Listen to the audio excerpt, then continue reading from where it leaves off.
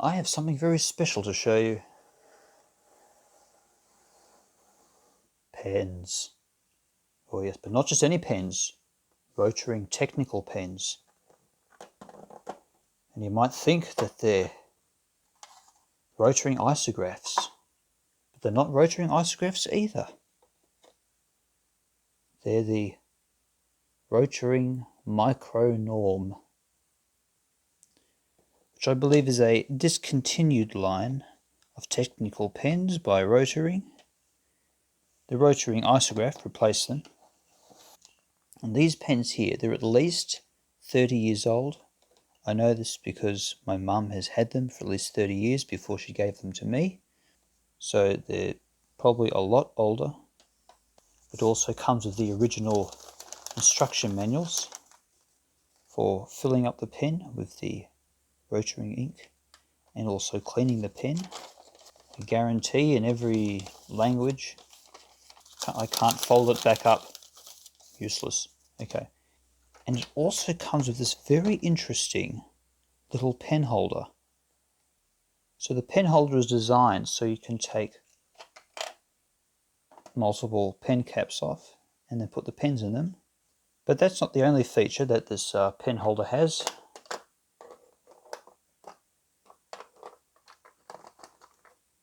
It's also completely filled with foam at its base. So there is actually a second instruction manual down here, and I'll show you what that does.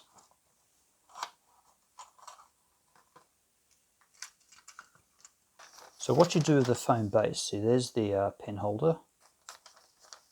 And the foam base in the pen holder is basically, you fill it full of water, you shake out any excess water, and then any water that remains in the foam stays there, and you can just put that back in the holder. So then, when you're putting pens back in the holder, the pen will always have a nice supply of moist, humid air, so they'll never dry out. And I haven't seen any Rotring Isograph pens sets that actually come with that feature, so that is pretty cool.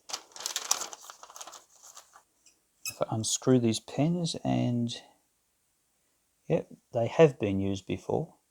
There's a bit of ink there. If I shake this one, I can just feel the shaker moving, so I'll need to unclog that.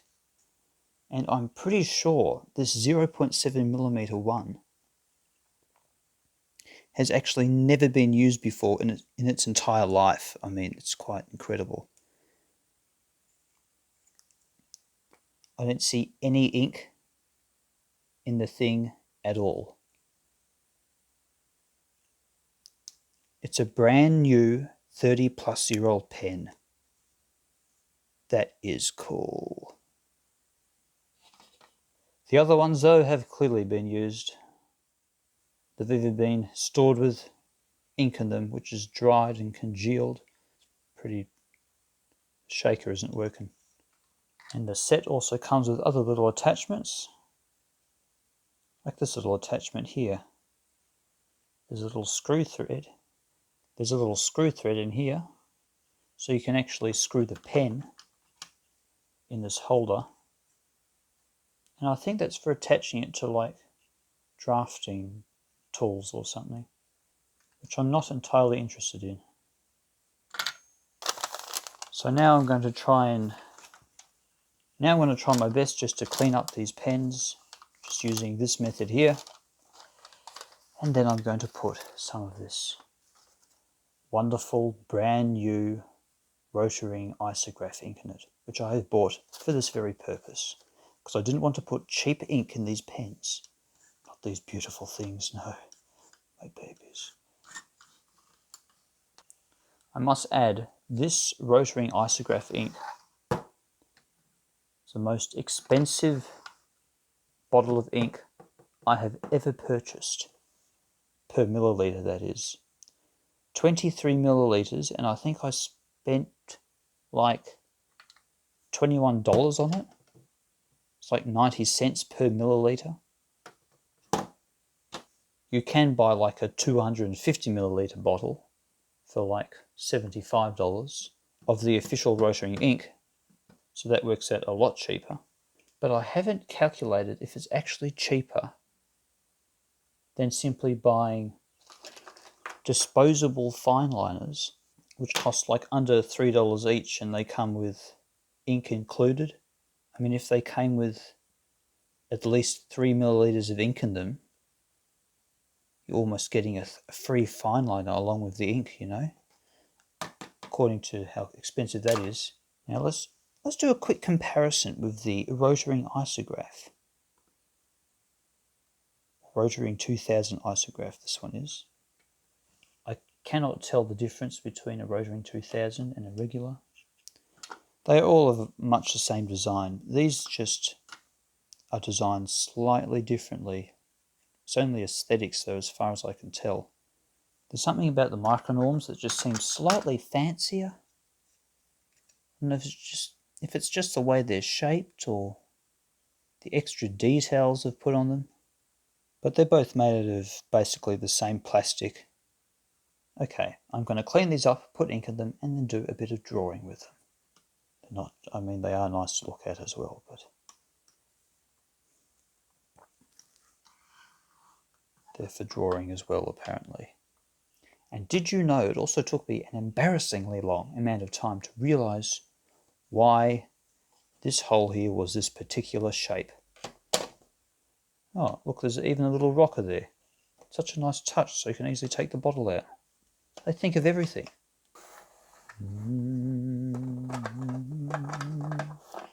Oh, my pens, my pens. I love my Rotary Micronorm pens. So here we have the cleaned pen nibs. Now these were an absolute pain to clean, because the ink had stayed in them for like 30 years and had gone rock hard. So with the 0.25 milliliter, I got quite lucky. I was actually able just to clean this thing just by soaking it in water for a good 24 hours and changing it once in a while. Probably more like 40 hours actually. And then the little plunger, the little piston in it, I managed to actually pull up very slightly, just agitate it a little bit, which loosened it just enough so I could, just start to shake it. And eventually, after a lot of soaking and shaking and soaking and shaking and soaking and shaking, I was actually able to, loosen it up and get all the sediment out of there. So now it shakes quite well. Now for the 0.35, this one I cleaned in much the same way, except I had a small little mistake. While I was shaking it like this to try and loosen up all the sediment, I didn't hold this little plastic end cap. So what happened was that the little heavy piston shook up, hit the end cap while I was shaking it like this, and flew off.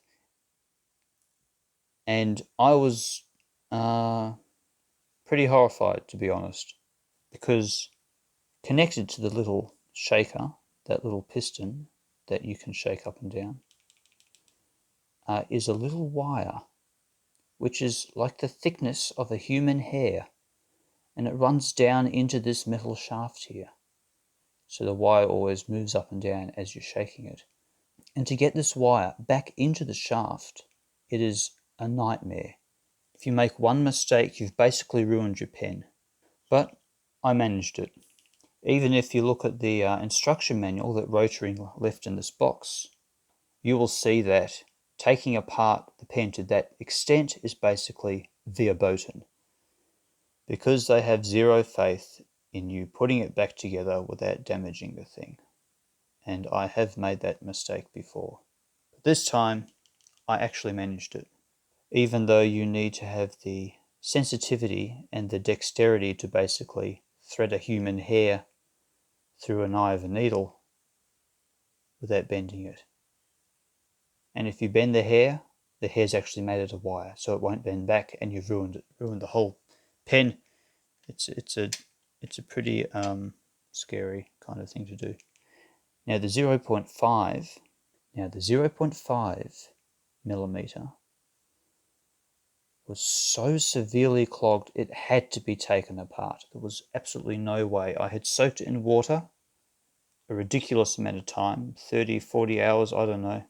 And there was like a white crystalline substance stuck on the back of it here, which was then clogged all the way down to the piston. I had to remove the plastic end cap and then get a needle, a very fine sewing needle, and then try and agitate all this dried ink and white crystalline substance out of it.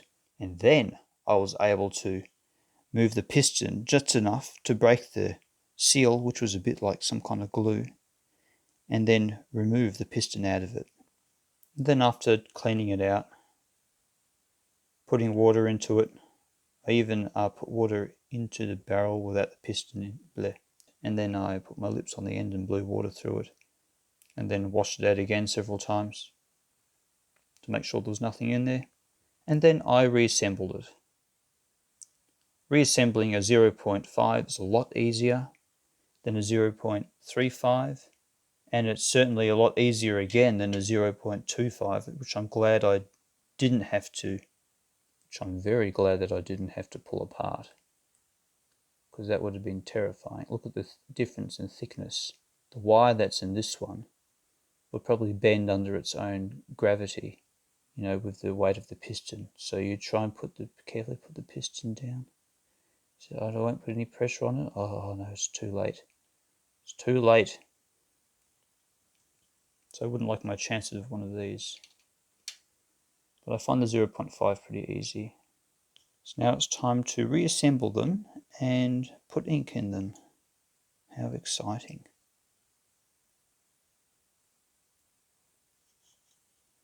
I will use the little red tool provided.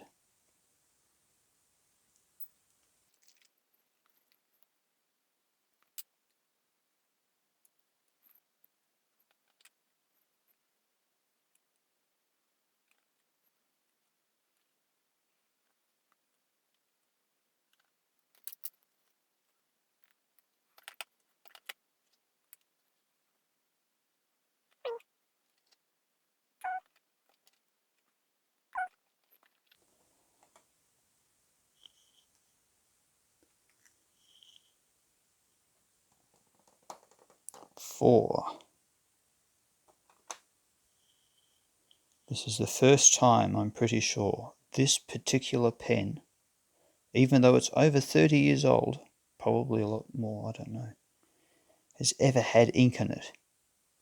It probably didn't even know it was a pen until this very moment. It has now felt the ink for the first time. Its purpose has been fulfilled. It's not coming out. Come on. Aha! Oh, look at that. Yes. Yes. Look what it did to me. Its first lines. I'm so happy. Now, before I start drawing, I'm actually going to put some water in this thing. Oh, look, I have further evidence in here that the 0.7mm was never used. Look, there's only 3 ink dots in here. So these pens were only ever used once before, probably. It's my best guess. They're all virtually brand new.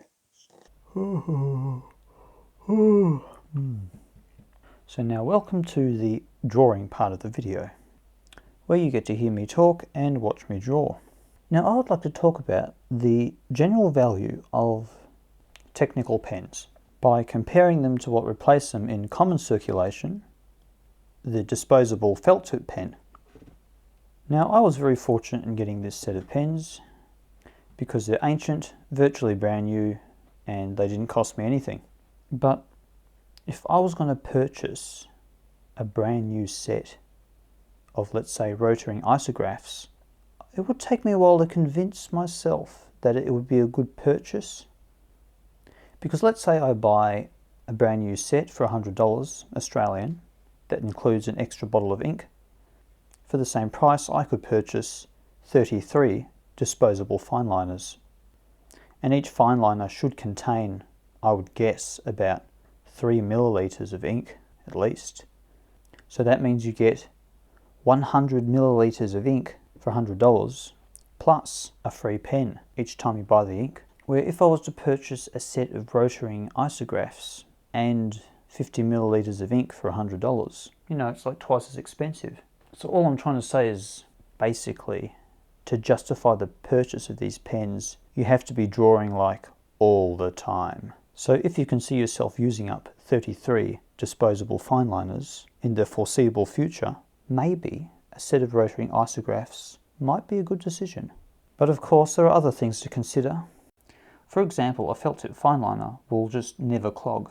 You can leave it in your drawer for years with the cap on, and then you can take it out of the drawer and just start using it again, no trouble. Where if you did that with a Rotring Isograph or a Micronorm, no, I shouldn't compare it to a discontinued line. Yeah, if you did that to a Rotring Isograph, you would be in for a lot of trouble because the thing would be completely clogged, the ink would have dried in it, and you'll have to spend a good hour trying to clean it out again, if you can manage to do that without completely destroying the pen. Another thing that isographs are not good for are quick sketches. They're designed for more slow, deliberate, delicate line work, precision. The ink is designed to flow out of them at a particular speed. A felt tip fine liner is much better for quick sketches, and then maybe a ballpoint pen even better again. Now you're probably wondering why anyone buys a Rotring Isograph. And I must say, not many people do these days, because for the most part, felt tip fine liners are quite comparable for most people in most circumstances. But I must admit that the feel of actually using them is very nice. If they're working properly, it takes almost no pressure at all to activate an ink flow out of them, and you can just glide your hand over the paper, if you like that kind of thing. If you want something slightly more tactile, then maybe the felt tip fine liner is better again. So there is a fly buzzing around my head. It's really starting to annoy me. What can I kill it with? Is it gone? Right, there he is. Go away! Oh, there he is. I'll grab this astronomy magazine, see if I can kill it. Die! Die! Nicely done. An act of defiance against Australian summer.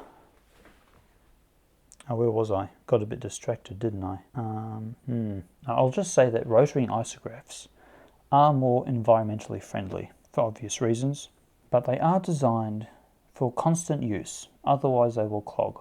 So if you have a set and you've stored ink in it, I would just set a calendar entry or a timer on your phone that reminds you to basically shake them and use them every once in a while. Otherwise, it's a nightmare experience trying to unclog them, basically. Yeah. I say basically a lot, don't I? Basically. So basically, the next thing I want to talk about is the little pen holder humidifier that this pen set came with, which is actually called the rapidomat, I believe. It seems to work, although I have no scientific basis to back this up with, because I didn't want to risk clogging my pens by not leaving them in the rapidomat, considering how long it took to unclog them. But I did leave them in there for about 6 hours and they didn't clog. And you know, it's getting quite warm this time of year.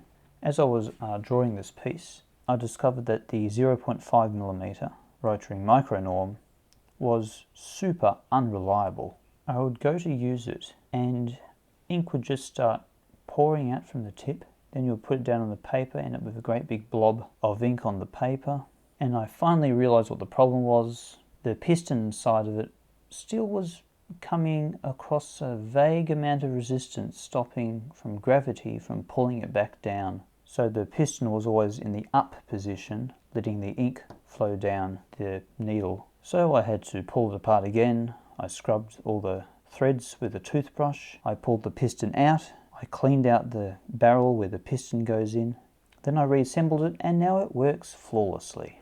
And the 0.25 also needed some extra tender loving care.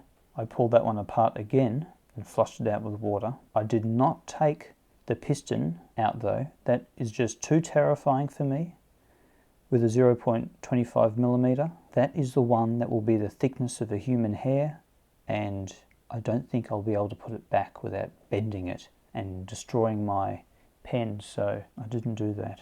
But I gave all the threads another scrub with a toothbrush, because for some reason it was leaking out from the threads, so I thought, well, maybe it isn't tightened down enough. Maybe there's a bit of sediment or something still underneath where the threads go in, so it's stopping me from screwing it down all the way. So I cleaned it out again, and it does leak a lot less now. I put a few big blotches of ink on the top of my drawing with a 0.25 because I was shaking it vigorously trying to get the ink flowing again, and it was leaking, so that's what happened there. But I don't do that anymore because I have discovered other ways to get a stubborn technical pen working with technology.